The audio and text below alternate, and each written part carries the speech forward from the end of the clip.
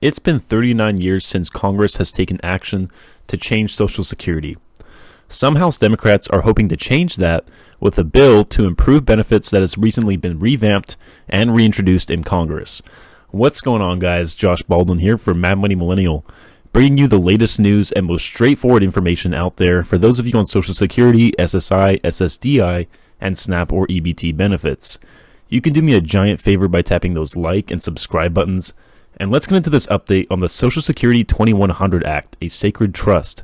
On Tuesday, a House Ways and Means Social Security Subcommittee held a hearing to consider this proposal. The hearing marks the 8th Capitol Hill session on the issue since 2019, according to the Democratic Representative John Larson from Connecticut, who is the chair of the Social Security Subcommittee, who recently introduced the legislation along with Senator Richard Blumenthal. The bill is the latest version of the Social Security 2100 Act, which Larson introduced in previous sessions of Congress. The bill's new name comes from President Joe Biden, who referred to Social Security as a sacred trust during his presidential campaign. As Washington lawmakers push to accomplish a host of items on their agenda before the end of the year, Larson hopes the bill will have momentum in 2022. According to Larson, "I'm thinking the first of the year that will be ready for a markup and bring it to the floor by spring." The bill currently has 195 co-sponsors, all of whom are Democrats. However, based on Tuesday's testimony, it may be difficult to sway Republican lawmakers to support it. Republican Representative Tom Reed from New York praised the inclusion of certain reforms in the measure, but said he has concerns about covering the costs of benefit increases.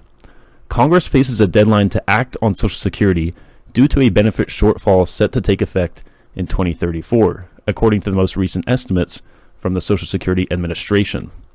At that time, just 78% of promised benefits would be payable from trust funds that the program relies on to issue those monthly checks. To address that shortfall, lawmakers could implement benefit cuts, tax increases, or a combination of both.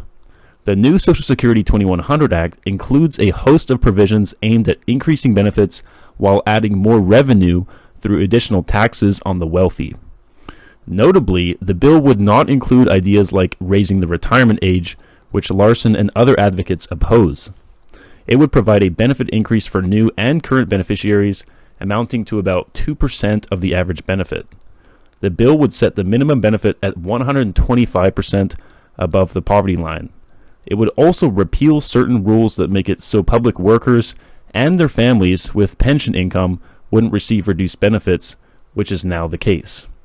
The proposal would also boost benefits for certain widows and widowers and provide credits to caregivers who take time out of the workforce.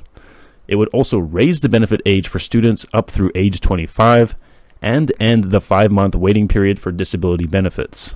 Additionally, it would change the way cost of living adjustments for beneficiaries are calculated each year. To pay for those changes, the legislation calls for increasing Social Security taxes paid by higher wage earners. In 2021, those taxes are capped at $142,800 in wages, and in 2022, that will rise to $147,000. This proposal reapplies taxes on wages at $400,000 and up. The bill would create only about half the revenue of the previous Social Security 2100 Act proposal put forward in 2019. Notably, the benefit enhancements would only be in place for 5 years. The proposal also aims to extend the depletion of Social Security's trust funds to 2038. One bill, called the Trust Act, would create a bipartisan committee that would be tasked with coming up with legislative fixes.